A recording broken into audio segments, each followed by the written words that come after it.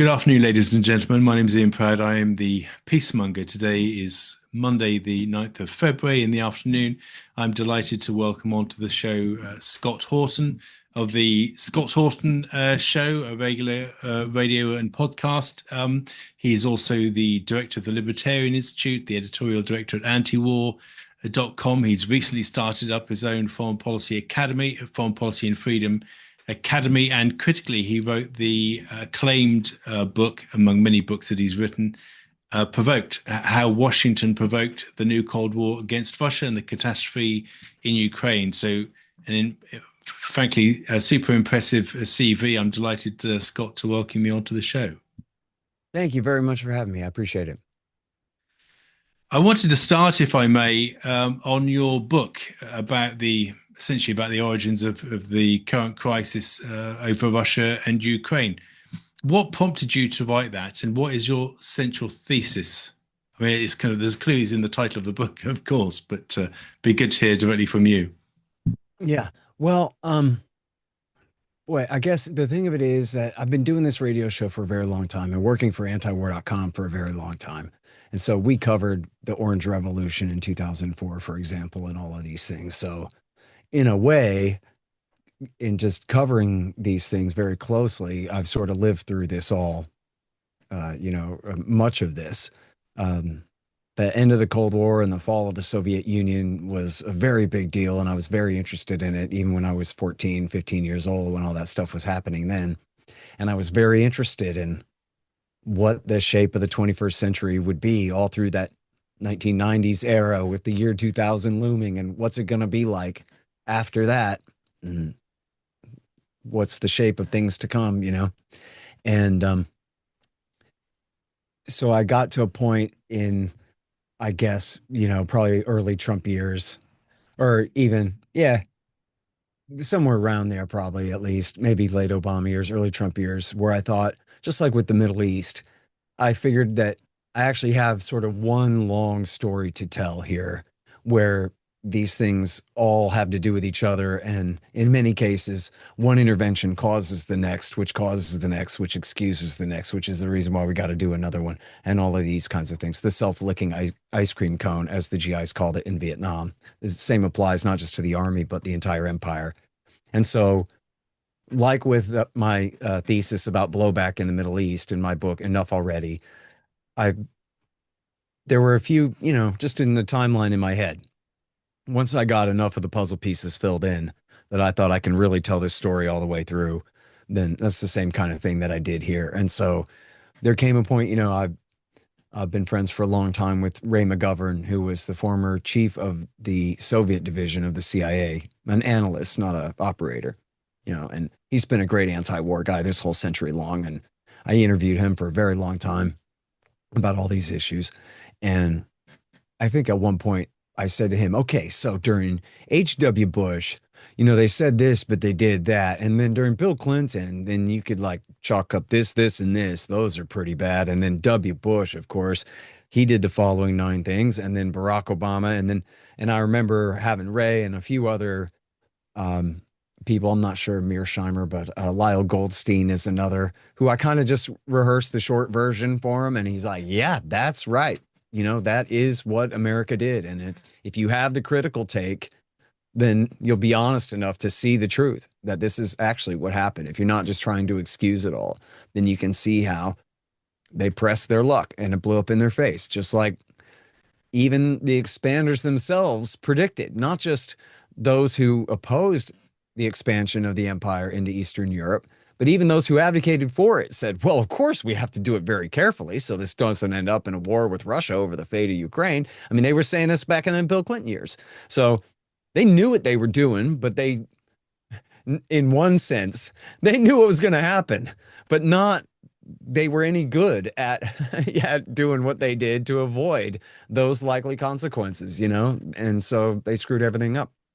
And once I had a few of those people say that they basically agreed that I had my solid take all the way through. I mean, first I gave a speech in 2020 that was called "The New Cold War with Russia is All America's Fault," and in fact, I gave it the day that COVID hit Kings County, Washington, where it was like the big deal. I was there in Seattle giving a speech to the Libertarian Party about that.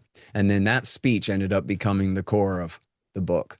And then of course for the title, I was terrified. It took me 2.5 years to get this thing done, and I was terrified that somebody else was going to publish a book called Provoked, because it's the most obvious thing in the world that there was this huge propaganda push at the start of the war to just say unprovoked attack, unprovoked attack. Like you're supposed to just be hypnotized by that and refuse to ever question what might have happened before Thursday, right? When I mean, to me, that's silly. It makes it worse. To me, that draws attention to the question of, you know what I mean? They could just call it an aggressive war. But when they call it unprovoked, unprovoked, unprovoked, it's like, well, I don't know.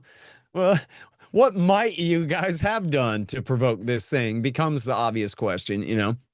And it was clearly so much. So that's why I called it that. Well, one of the things, to go back to your self-licking ice cream, which is a really good analogy, by the way, is that whenever the West does something that provokes Russia, Russia responds aggressively, and that allows us to lick the ice cream another time, to kind of reaffirm to ourselves that we were right all along, and that Russia's bad. Obviously, the Maidan coup is one classic example of that. And then, of course, the invasion in February of 2022. All of these things become self-reinforcing. Russia was always going to do this. Putin has some dastardly plan. We lick the ice cream again. And at no point is there a requirement upon ourselves to look at the things that we did that contributed to that. Obviously, kind of Victoria Nuland, Dan Fried's, and Sullivan's, Blinken's involvement in the events around February 2014 is a good starting point. So I mean that for me is kind of really fascinating analogy to make, because Russia's actions have always been predictable. Obviously they've been predictable going back to Putin's Munich 2007, the Security Conference speech, predictable going back to 2008 and the build up to the war in Georgia. And having had a devastating war in Georgia, for people not to believe that Putin would act in the way that he did in February of 2014, I think was either naive or irresponsible, or probably both, actually. I mean, what's your sense? Well, I thought that war could be avoided at the time, but I did not think it was because Putin would never do such a thing. I thought it was, and this is so stupid, I feel like an idiot for this, but I just thought like somehow just went without saying, without thinking it through, that Joe Biden would give his CIA director, William Burns, the mandate to see us through this thing, to prevent war. But what kind of idiot assumption is that of mine, right? That was totally wrong, right? Just because I knew that Burns knew how to prevent the war doesn't mean that that was the license the president had given him. It was not. And, so even when he sent him to Moscow at the beginning of November 2021, he said, I know what you're doing. We know what you're doing, and you better not do it. But he didn't say anything about, now listen, Mr. President of Russia, let's see if we can work something out here and sign a new deal. And we don't want to fight any more than you do. He did not say that. You know what I mean? And in fact, they were, as it was so obvious, especially in retrospect. I wish I had not been fighting the last war, working on the audiobook of my book in the Middle East, and I've been reading the major papers more carefully, where they were saying over and over and over again that, essentially, to paraphrase, plan A is to warn Putin, you better not. But plan B is not figure out a way to negotiate our way out of this. Plan B is get him to invade and then bog him down and bleed him to bankruptcy and inflict a strategic defeat on him, just like when we backed the Mujahideen against the Soviet Union in the 1980s. In fact, Hillary Clinton said this in a rant on MSNBC. I mean, she's Hillary Clinton, so they don't interrupt her. They let her just go on and on about it. And she does say, now, there were some consequences from that. But anyway, here's why we should do it. Right, when the consequences from that was Al-Qaeda's entire war against the United States of America, including thousands of civilians and military guys killed in the wars since, and including just 3 months before she said that, America's absolutely humiliating and disgraceful defeat and withdrawal from Afghanistan after 20 failed years of trying to clean up the mess from the intervention of the 1980s. And they didn't feel any shame whatsoever to have the word Afghanistan in their mouth as the model for how it should be done. Because you know what? Implicitly, yes, the Russians will win the war eventually. In fact, if you go back and check all those statements, you'll see the presumption was, and the CIA, I mean, they said in the Washington Post, CIA had assessed that the Ukrainian military will be smashed and the Russians will run roughshod over the place. We're going to back the Nazi militia uprising, insurgency against them was the plan. The fact that the state was able to stay together and keep its military together and fight for 4 more years since then, that's beyond what they ever hoped for. So in fact, if the if the Ukrainian military is actually broken and forced to retreat, that doesn't mean the war is over. Now they're just back to plan B. This is like plan B1. You know what I mean? They can just go back to plain old B was to back the insurgency, which would be led by Andrei Beletsky and the Third, Army Corps of National Socialists and all of that. So anyway, I think that was how the war started, essentially, was even though even the White House admitted, the Biden White House admitted to the Washington Post and to the New York Times, unnamed, but still senior White House officials admitted to the Post and the Times that the proposed Russian treaty was reasonable.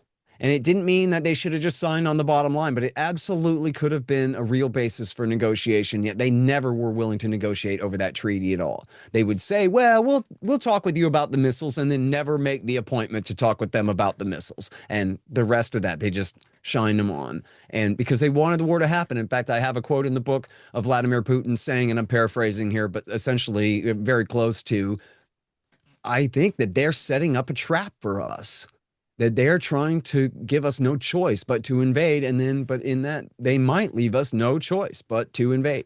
And so he saw what they were doing, but still thought, well, if that's the trap, is you better do it sooner than later, then he does have to kind of act on that, because if it's going to come later, it's better to do it sooner while they're only armed up this much instead of that much. And so, I really think that's the shame of this all, is it wasn't just provoked, but it really could have been prevented if the Americans had been negotiating in good faith, which they were not. And in fact, oh man, I'm sorry, I could find this guy's name for you. He's interviewed me twice, and he's this really interesting guy. John Kiriakou knows him and vouches for him as a decent dude. I'm sorry, I forgot his name off. I could find it actually in my emails. But he said he talked to Jake Sullivan, the national security advisor, in December of 21. And Jake Sullivan told him, don't worry about it. Wars in Europe are a thing of the past. It's not going to happen. So just, that was his attitude, was maybe that's not the cutesy Hillary Clinton Afghan model, but it's, in Sullivan's mind, unthinkable that Putin would go that far. And so then we don't have to bend one bit, because eventually I guess he'll just back down rather than do what he swore he'd do. So, and by the way, and I do say this in the book too, that's also Putin's fault for being so damn coy about the whole thing. The point of the military buildup was to say, you better do what I want or I'll kill you, dude. That's what it meant. And he was preparing, in fact, to invade the country, right? We know that he was, and in fact, he did. Okay. But then what'd he do? He goes, I'm not going to invade. What are you talking about? I don't know. The whole time leading up to the thing, which totally took the oomph out of the threat. When what he should have said was, yeah, read me loud and clear. I want a real treaty on especially these 3 or 4 major points, or else. That is what, let there be no ambiguity about whether we're invading or not. And then, as I kind of joke in the book, perhaps military necessity required diplomatic incompetence in this way, right? Like the generals were saying, no, you can't show all your cards and whatever. We got to have some degree of surprise here, whatever. There's no surprise. The Americans own outer space. They can see every one of your guys, right down to their shoelaces. So there's no point in bluffing like a half a bluff. If you're going to invade, if you're threatening to invade, threaten to invade. That would have at least made the issue much more clear about, what was on the line. And I think that was a huge mistake on the Russians' part there. Yeah, although I don't think anybody in Russia would have been surprised by what happened because essentially kind of Putin was backed into a corner and had nowhere to go, particularly after the military build-up leading up to the invasion itself. And going back to kind of William Burns, going and also the dreadful Liz Truss, from the British government, who went out and didn't even know the difference between Rostov on Don and Voronezh, thought they were in Ukraine, bizarrely. But we'll step aside from that. The point about diplomacy was a deliberate choice. It wasn't incompetence. It was a choice not to engage in diplomacy right back to 2014 when the Ukraine crisis started. We started to have our conversations about Russia on X and things like that, rather than actually talking to the Russians themselves. That was a conscious choice by Western governments. So by the time it gets to William Burns pitching up to meet his Russian interlocutors, well, then it is just a take it or leave it, offer that he's giving them. And in those circumstances, I think that left Putin nowhere to go, and hardly anybody in Russia, I think, would have been surprised by what then happened. And that doesn't necessarily mean that Putin wanted it to happen. He's been talking about NATO expansion since at least 2007, and Mhm. yet he And in fact, feels it's I been wanted to say, constantly ignored. yeah, and I wanted to say to your earlier point that you made about, every time they react, that becomes the new justification. Well, that's an even better point when you get in your time machine and go back and find George Kennan, who had coined the original containment policy against the Soviet Union back in the 1940s. In 1998, he told Thomas Friedman of the New York Times, he said, I'll tell you exactly what's going to happen here, okay? All the people who are now saying that it's okay to expand NATO because the Russians won't do anything, when they do react, those same people are going to say, see, that's how the Russians are, and that's why we have to do it. Ta-da, here we are living in the future that he predicted. Yeah, exactly. I wrote an article a year or so ago about his. Actually, he had two pieces. The New York Times, I think, both possibly in the New York Times, a year or so, kind of spaced apart, Yeah, but one basically was an essay on the in same point. 97. Yeah, one was an Yeah, essay in 97, and then was the interview with Thomas Friedman in 98. there we go. There we go. I knew there were two. But yeah, no, I wrote about that last year. I mean, all of this was predicted, right back then by the guy who, as you say, been involved in containment of the Soviet Union at the time and could see clearly then. I mean, Angela Merkel, when she produced her autobiography, I think it was last year. She said after the Georgia War, had they simply accelerated the Ukraine membership of NATO, then that would simply have brought the Ukraine war forward to 2008. Oh, she Which I does think is say also that. true.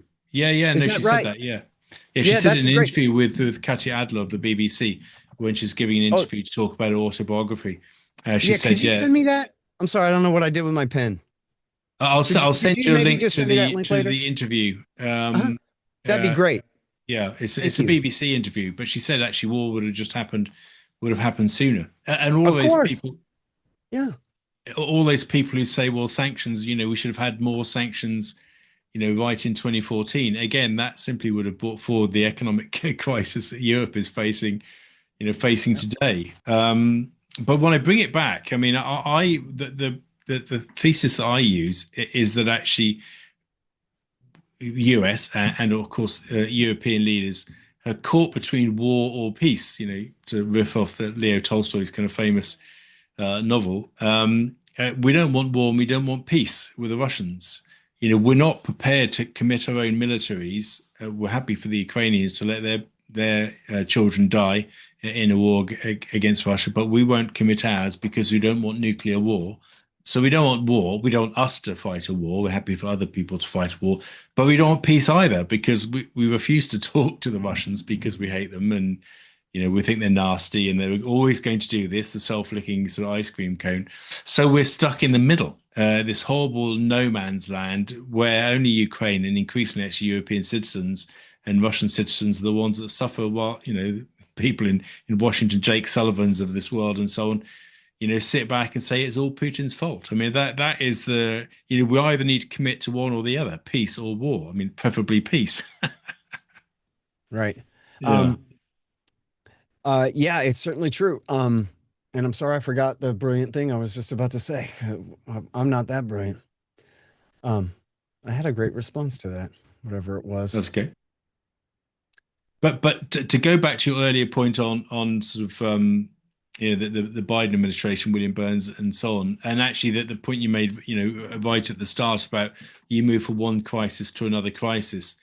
The timing of this was striking in terms of like the withdrawal from Afghanistan, then pitching into the conflict in Ukraine. I think that kind of crossover was fascinating in terms of how that sequenced its way through under the Biden administration. Of course, chaotic withdrawal from one entanglement, quickly jumping into another entanglement, in Russia. Because actually, Mhm. for all of his faults, and I'm not saying I'm a fan or not a fan of Trump, I'm British, not American after all. Things have been relatively stable with the Russians under the Trump administration, even through CATSA sanctions, and that sort of thing. That suddenly changed when Biden came to power, and getting out of Afghanistan just seemed to kind of ramp it up even further in terms of the next theater of entanglement and chaos. I mean, that's how I see it anyway. Yeah, and when it came to that whole Afghan option for Ukraine, there's a important New York Times story about this in December of 2021, where Admiral Stavridis, who would have been Hillary Clinton's Secretary of Defense, they say, he's sort of paraphrased by the New York Times lady saying, okay, I admit it. We don't know the first thing about how to defeat an insurgency, but we sure know how to back one. And then he cited Syria, and I forgot which other one. I don't think Libya, but he cited Syria, where their support for, so one, they're citing Afghanistan, where support for the Mujahideen in the 80s blew up into our entire terror war that we've been bogged down in this whole time. And then on the other hand, they invoke Syria, where they were backing the Al Qaeda terrorists again, not just the Mujahideen, but legit card carrying bin Ladenite, blood oath loyal Osama bin Laden henchmen and foot soldiers, right? Until it blew up into the caliphate. And they had to launch Iraq War III to blow up the caliphate again, which took 3 more years of fighting from 2014 through I guess, part of 19, 2.5 years. And then yeah, we could do that again. And which of course is something that they've continued to do. And even when Obama and later Trump had turned on and were bombing the Islamic State Caliphate in Western Iraq and Eastern Syria, they were still, especially Obama, was still backing Al Qaeda in Western Syria. And now Trump canceled direct support for them only in the summer of 2017. So even though the caliphate declared the caliphate in eastern Syria in 2013 and conquered all of Western Iraq in 2014, Obama kept out CIA support for Al Qaeda in Western Syria, still going through the end of his presidency in 2017. And it was only 6 months after that Trump and Pompeo finally canceled it. And that's the same group that they were supporting that ended up conquering Damascus and taking over the country in December of 2024, which just has us completely on the absolute opposite side of the terror war. And then they go, yeah, this is what we should be doing in Ukraine. Only instead of bin Ladenites, although they do have some bin Ladenites actually embedded with the Ukrainian forces in some cases, as even the New York Times has conceded. But there's also some other great journalism about that. But mostly what they're talking about is using Nazis in the place of the Mujahideen, using Dmitry Yarash and Andrei Beletsky in the National Socialist Brigades as the holy warriors. But don't worry about any blowback from that. It's just the Afghanistan model, you understand. It's just the Syria model with Nazis. But it'll be cool, though. The Yeah. Democrats are in charge. If they were really bad Nazis, the Democrats wouldn't be backing them, probably. Right? Well, I was talking to Ivan Kachanovsky, who did some really good research on the origins of the Maidan massacres in 2014, February 2014.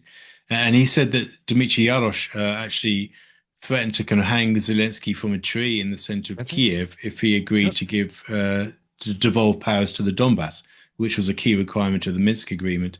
And more recently has promoted him to this prominent role advising the chief of the armed forces. And it's amazing how things turn around. I mean, these things always go in circles, Scott. I mean, the British firebombed Dresden in World War II while we're allied with the Soviet Union, and now we're allied with the Germans against the Russians. We allied with China against Imperial Japan. I mean, you guys dropped nuclear bombs on Japan, and now we're closest allies with Japan against the Chinese. We allied with Saddam Hussein, in his war against Iran, and then we went to war against Saddam Hussein over fake allegations of chemical weapons. As you say, we supported the Mujahideen, and then Osama bin Laden was responsible for the terrorist attacks in New York and Washington D.C. I mean, these things always seem to go around in these horrible circles where we change sides all the time. Maybe that would be the title of a good book, actually, Changing Yeah. Sides. And I always think, particularly in the context of Russia Ukraine, I mean, the Russians, believe it or not, while I was there, still valued our World War II, alliance to defeat the Nazis, at the time. Why can't we just skip the war bit and go straight to peace? I mean, that's what I want to know. Why can't we just skip the bit where we go to war with Russia and millions of people die and go straight to the part where we're a strategic partner with them, as we are with the Japanese, as we are with the Germans, and so on. Yep. Well, when I wrote my book, Enough Already, about the Middle East, I made my mom read it to help with the copy edit there, because she's an English major. And she laughed and said, I lost track of how many times we switched sides. I lost count whether it was 11 or 12, and then I just gave up. And that was, only two-thirds of the way through the book. Just keep going back and forth, over and over. And look, I hate to say this, don't get me wrong, but all of this is supposed to be your problem. You're the English. You're the world empire. America declared happy independence from you, and rather having a monarchy and an empire, we're supposed to have a limited constitutional republic where all we do is sit around making our own lives better and better all the time and bragging and boasting about it to the rest of the world, but then leaving them all the hell alone. Like it says in the Monroe Doctrine, no new colonies in the New World. And we promise to stay out of the old world. And we promise to recognize the government of whatever state as de facto legitimate and none of our damn business. That's how it's supposed to be. You want to have a world empire? Well, that's somebody else's job. And if you want to overthrow your government, prevent them from doing the same thing, well, then that's good too. But it sure as hell is not supposed to be the job of Washington, D.C. And if you think about the irony of, and it's the same thing that goes for the empire we replaced here, but, and maybe more so, but still, the idea that the middle part of North America could be the dominant power throughout all of the rest of the old world forever is completely ridiculous, especially considering how it was our great crusade for generations to destroy communism in the world. Well, communism, not that I'm saying the opposite of policy here or whatever, but just the reality is, descriptive here, not normative, communism was keeping our enemies poor. Once we saved them from Karl Marx, they started making money. And that's the same for the Chinese as it is for the Russians. The Chinese, it's funny because they still kept their Communist Party, but they abandoned Marxism first before the Russians did. But the Russians, and especially with the help of America's boosted oil prices since the terror wars began, they have capitalist systems. So, well, what does that mean? That means that their tax base can afford modern militaries. That means that they can afford to be independent from us. And it means that no matter how much we spend, there ain't really a damn thing that we could do about that.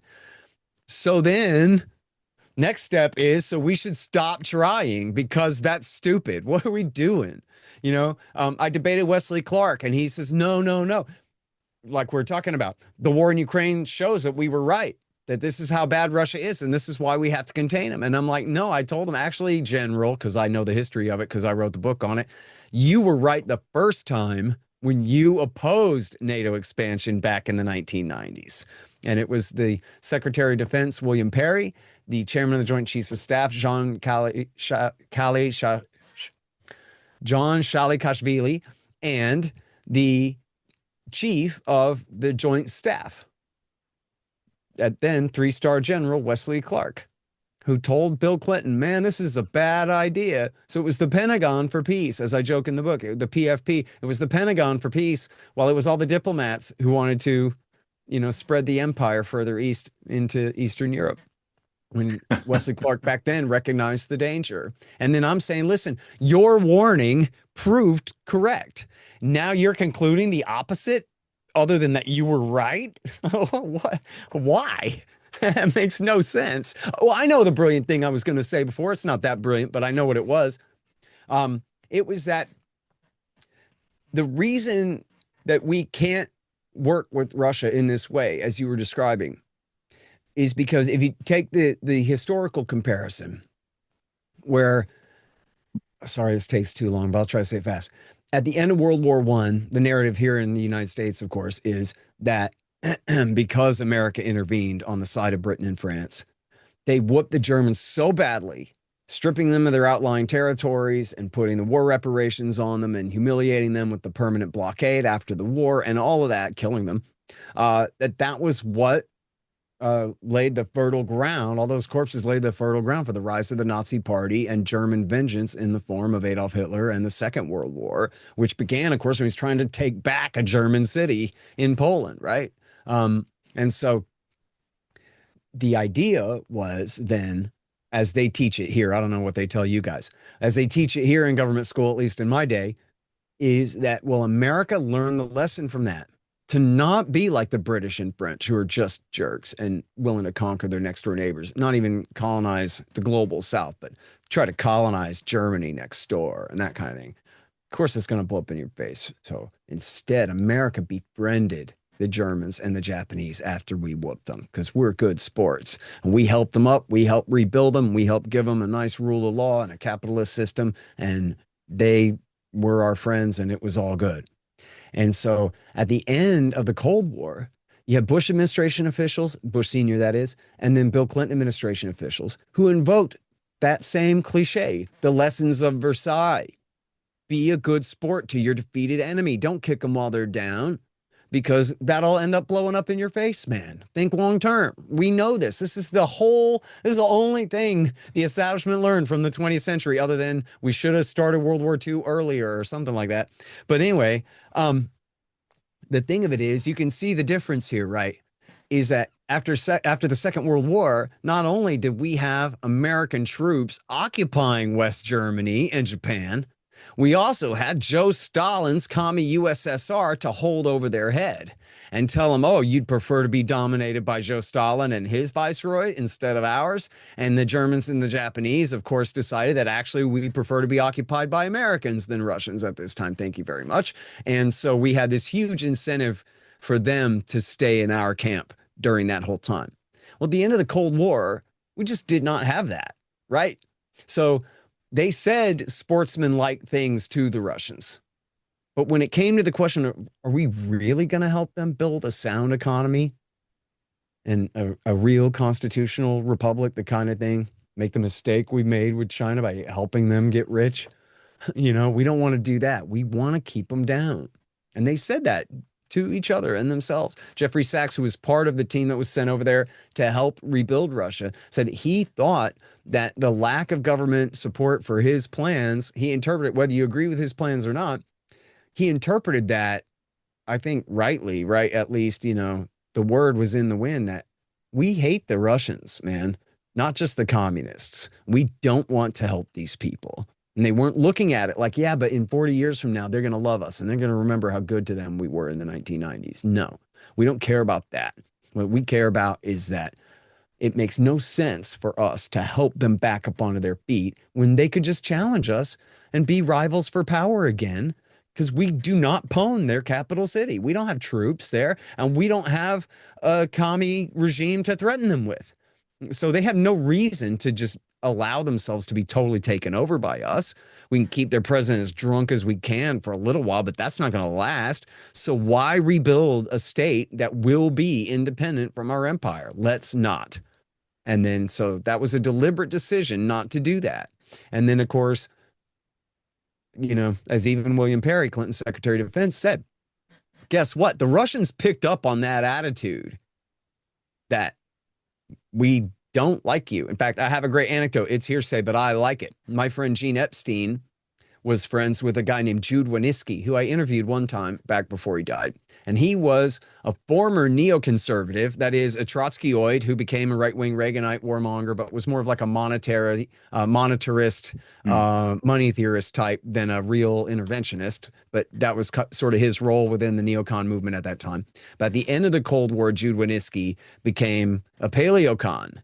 He may be the only card carrying like real neocon who became a paleo, and meaning not just a plain old conservative, but a reactionary isolationist. Come home, America. The Cold War is over. Now let's be Buchananites and undo all of what we've been doing unnecessarily. And he went into that camp. And then, so that's just so you know who he is. Anyway, so he told this story to Gene Epstein that he had said to Paul Wolfowitz, what we need to do, and Wolfowitz worked in the Defense Department. He was Deputy Secretary of Defense for Yep. Policy during H.W. Bush under Dick Cheney. And Jude told him what we need to do is we have to insist to the Russians what they need above everything, man. They need a gold standard. They need hard money. You can't build a capitalist system with the printing presses on full bore. And in fact, there was still a commie in charge of the central bank that they couldn't get rid of, a commie left over from the old Soviet regime. And so, and you got to give Jeffrey Sachs credit. He did complain about that at the time. That like, listen, my program ain't going to work if you don't stop printing money. And they would not stop printing money. So anyway, Jude Wanniski says to Paul Wolfowitz, this is how to help the Russians. We'll give them a gold standard. We'll insist that they have hard money. That way, everyone can really rely on the ruble and know that it means something and have trust in long-term investments and transactions and things. Otherwise, it's never going to work, right? That's what they need. They need hard money. They need property rights, and they need solid laws protecting contracts.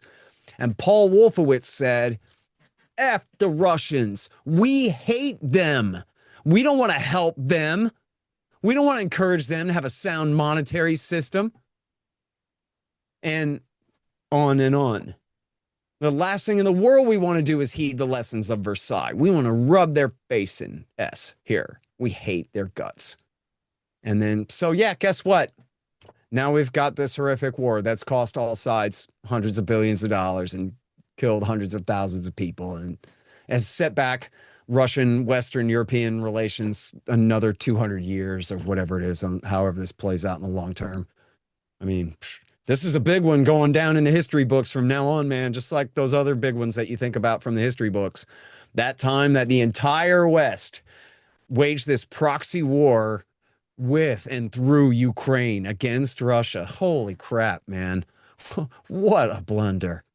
Yeah, an absolute blunder. And the thing is, I mean, even I've actually listened to Putin at his yearly economic event up in St. Petersburg when I was based there, and he said he was quite open to saying, well, actually, you know, Russia is a country of 143 million people against Europe, which has over 500 million people. The US has 400 million people, much bigger economies. I don't think Russia ever, certainly post-Soviet Russia, ever really saw itself as wanting to position itself as a competitor to the West. They wanted to actually have partnership, you know, with the West, actually. And even now, albeit ironically, Putin still refers to Western leaders as partners, believe it or not. It's quite bizarre. I listen to him when he does his speeches in Russian. But to go back to your point, you know, we saved the Russians, you know, from the Soviet Union. But then after that, we spent our time saving former Soviet states from the Russians. You know, the Europeans started this thing called the Eastern Partnership Program, from which Russia was excluded, which was obviously about normative kind of democratic change, regime change, and that sort of thing, making sure they aligned with so-called Western values, whatever, you know, whatever they are, and keeping the Russians out in the cold. You know, this kind of isolating Russia. We saved them, but then we're saving other people from them, and it was just so self-defeating, particularly now, because actually the Russians are very, very smart people. I mean, they learned from the likes of Jeffrey Sachs, and they now have, you know, some of the best kind of central bankers, finance ministry kind of folk. They've had the same team running their economy really since the start of the Ukraine crisis. Elvira Nabiullina, Anton Siluanov, the finance minister. and so on. And they have learned to adapt. And actually, we haven't, because we are now feeling the economic pain, and more than they are. It's not that they're not feeling economic pain, because they are feeling economic pain, but they've been managing the economic shock of war far better than us, because they actually started preparing for that in 2016. I've done a lot of research into that. I've written about it extensively. I won't sort of bore you with the details now, but they were preparing for the possibility of being sold out on Ukraine and actually having to end up in a war as early as 2016. And I know that kind of for a fact. Um, Mhm. so yeah, I mean, it just the self-licking ice cream has become totally self-defeating. And to go back to the empire point, I mean, that Britain lost its empire at the end of the Second World War. That left two empires, briefly. And now we've got the Chinese now, but not at the time. The USA and the Soviet Union. When the Soviet Union went, that left one empire, and that was you guys. Yeah. And Wanted to convert everybody, but still thinking the Russians were still the Soviets. Never quite getting beyond the thought that right. the Russians were actually still the same. Still got 6,000 nuclear weapons. It must still be the same thing. And I think that's a big part of the mindset problem we have in DC, but also, frankly, in London as well, and definitely in Brussels today. Yeah. Well, look, I mean, the excuse after the Second World War for America inheriting the British Empire, as well as all the rest of the European and Japanese ones as well, was I said as well there twice, sorry. Um, the the excuse was the commies, man, Stalin and Mao. And these are some violent and dangerous and unstable dudes in charge of massive armies of men of potential destruction. And so, fine, right? This is the thing about the paleo conservatives. At the end of the Cold War, which I'm not saying fine, like, okay, fine, I accept every word of that, but I'm saying whatever. For the sake of our discussion, all that ended in the late 1980s, right? This is why people like Pat Buchanan and Jude Wanniski turned against the American empire, is because they said, okay, problem solved, emergency over. Now there are no national socialists and there are no international socialists. And so we don't have to do this anymore. Now we can be us again, right? And then the other side of the argument won because those were the vested interests and well bankrolled, of course. And they wanted to keep the empire going when, it just totally didn't have to be this way. And when shit, I'm sorry, I did it again. I was going somewhere with that. I'm so sorry. All right. If you could remind me what you just said, it might come back to me. I'm sorry. Well, I was talking about, the sense that actually we still think the Russians are the Soviets. We Oh, I haven't know. got I'm sorry. past. Yeah. I do remember where I was going, and that is that. So here there's no emergency anymore. The commies are gone. I mean, the Chinese still have their red flag, but they're not. It ain't Marxism, and it ain't in alliance with the USSR or any of that. And so here we have no real need for an enemy. We could just come home. But to Americans, to many Americans, I should say, they still sort of regard the rest of the world as that dangerous, like it's still the commies out there. You know what I mean? When in fact, as you were indicating there, our only real rival for power in the world is the rising Chinese empire, but they have their own problems. And this is the thing that is really frustrating to me, right? Is that you hear people all the time say, well, if it wasn't us, then the world would be dominated by the Russians or the world would be dominated by the Chinese. And my thing is that, nuh-uh, they just couldn't possibly, and they couldn't possibly be dumb enough to try it. And the fact of the matter is, America has a much more productive economy than the Russian economy, and we can't afford to do it. And, China may be a rival for productive capacity, but then again, they've got 14 nation states on all their borders to deal with, in a way that is not very conducive to them creating a new land or, for that matter, sea empire beyond what they're already struggling to hold down in their own territory, much less conquer and colonize India or they say, and I guess this is right, the Chinese want to build their dream is this highway to Lisbon. They want to go from Shanghai to Lisbon, the Belt and Road, a highway, a railway, and fiber optic lines and electricity and 7-Elevens all along the way. Well, you can't build a highway through Tajikistan without the consent of the local barbarian horseback warlords. You know what I mean? Like you can't just lord it. Oh, I guess they could annihilate them all, but they're not going to do that. If they are going to build a road through Tajikistan, they're going to have to kill them with kindness, not by being a destructive, evil empire, or they're just not going to get anywhere. And, they'll get their heads cut off. That's the way it goes. So, I mean, your race is pretty big. Yeah. Uh, so, And it's working. yeah.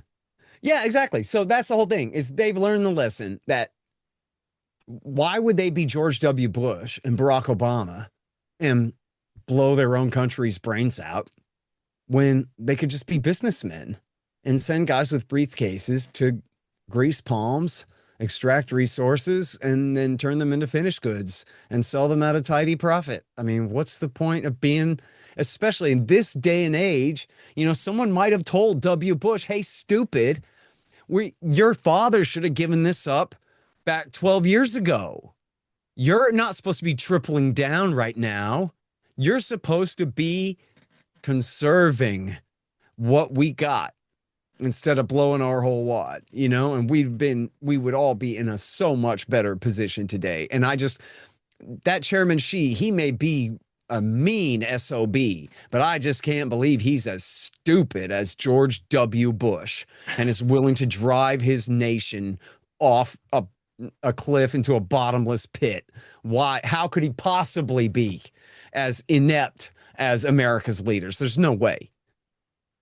Yeah, that's the world's just too big. Yeah. Yeah, and I also think they're much more long term in how they think about these things. As Anglo-Saxons, we tend to be very short-termist, and which may help to explain why we keep licking the ice cream and we keep changing alliances all the time, because we don't really have a long-term. We don't have a long-term plan. The Chinese absolutely do. Okay, final question before we wrap up. I mean, how do we stop provoking, bring it back to Russia, Ukraine? How do we stop provoking the Russians? Because Trump now wants to kind of reset with the Russians now, but we in Europe and Britain still want to provoke them. How can we move beyond provocation to peace and engagement? It's a really bad set of circumstances, man. It's really just regretful as could be, I guess. I don't know. I mean, the only silver lining in the thing, as horrible as this is that the Russians are winning.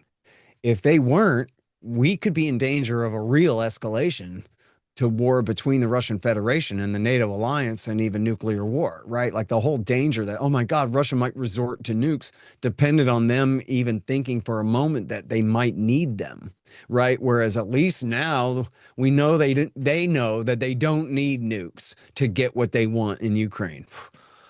But just think of how ironic and evil and horrible that is. That like, yeah, thank goodness the side that we've gotten into this mess and are continuing to back is easy enough to kill that we're not too worried that it's going to escalate to atomic warfare. Okay. But so then, point being, still that the Russians are far from victory. As you know, in September 22, after the Ukrainians' best week, the Russians declared, oh, yeah, well, now Zaporozhye and Kherson are official Russian territories, too, not just the Donbass. And so, which is the two provinces, Donetsk and Luhansk. And so now we're adding two more. And then they amended their constitution and passed a law and whatever, all these things. These are official Russian territories now. Well, they still have, they say like a quarter or a fifth of Donetsk to take. And they still have a quarter, a third, something like that of Zaporozhye and Kherson to take. And remember, the third of Kherson they don't control is on the western side of the river, on the right bank of the river. So they're not going to take that until after the Ukrainian army is all the way defeated and broken and scattered, and then they can just move their troops across. Otherwise, they're not taking that territory. So, in other words, from their stated goals in a war that they are winning slowly, the Russians still have a long war to fight. At least in terms of if you judge it at the current rate. Now it's a war of attrition, and it could be that the Ukrainian army does just break and the Russians have their way and can walk around the place wherever they want at some point. I mean, that's what they say about this war, right? Is it's going to be steady, steady, steady at them until the final breaking point, and then it'll be all over pretty quick, kind of thing. Who knows?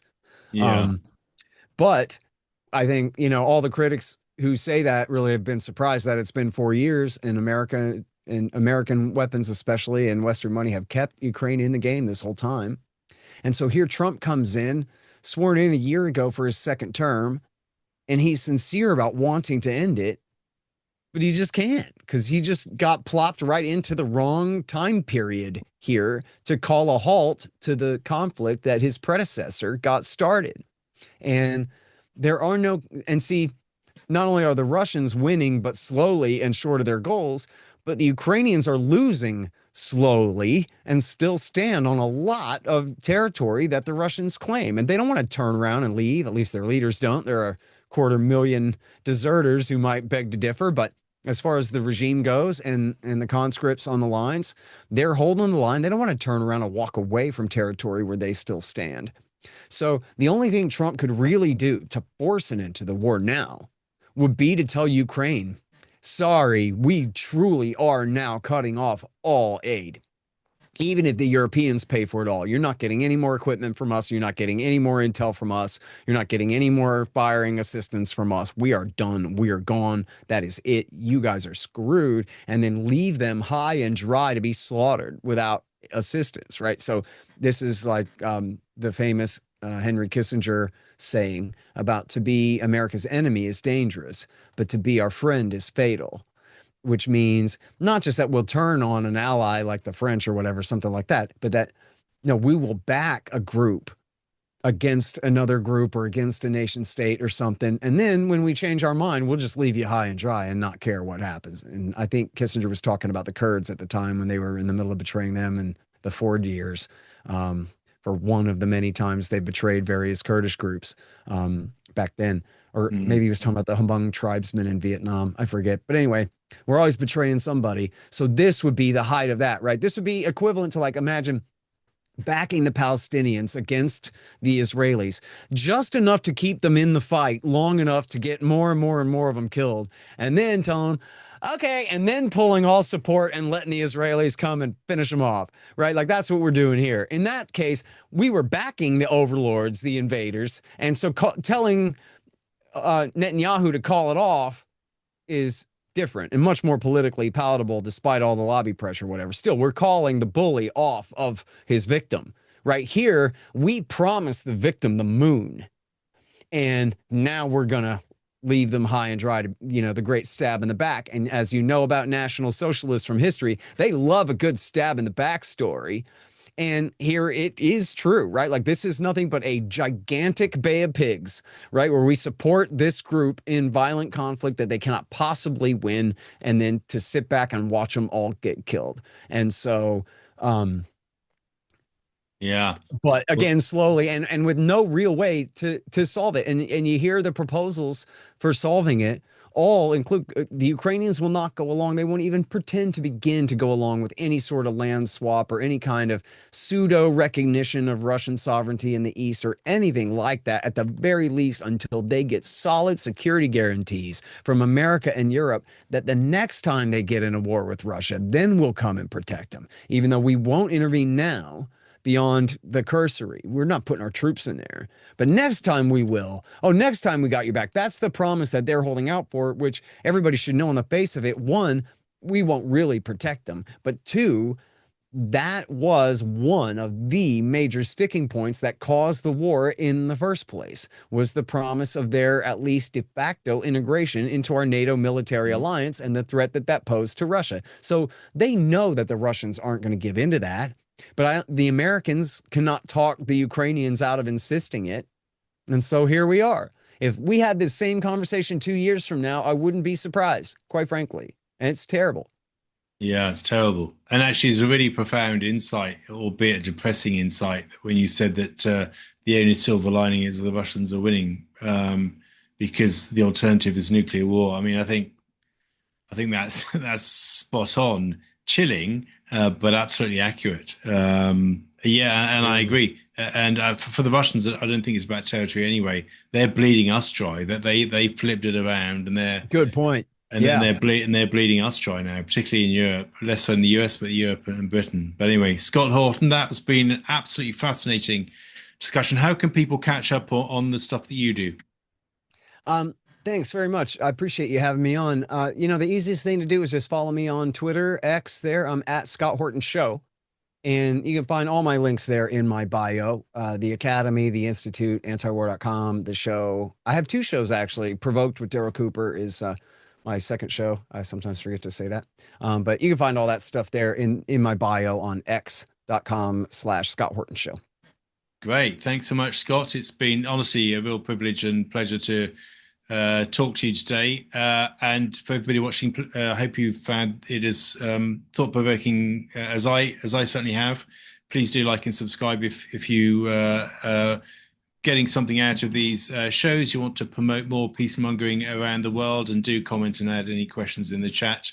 Wherever you are in the world, whatever language you speak, whatever the color of your skin, whatever religion you follow, I wish you all very much peace. And Scott, my friend, thanks so much for joining us today. Thank you so much.